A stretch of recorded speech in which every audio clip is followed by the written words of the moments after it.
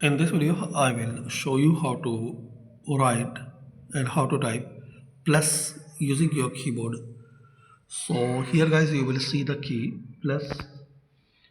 So once you press plus, it will not return. So you need to press and hold this shift, then press the plus.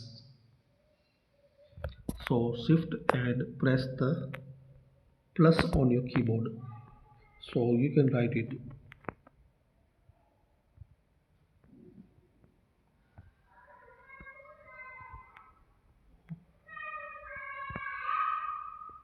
Uh, Also you can use this shift, so shift and plus like this.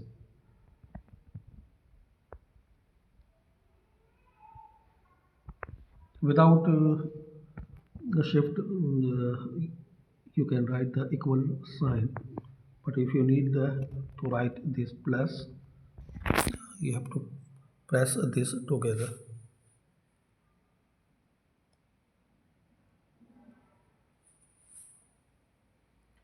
Shift and plus this one.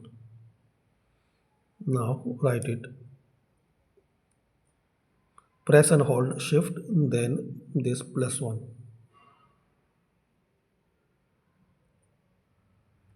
Thanks for watching.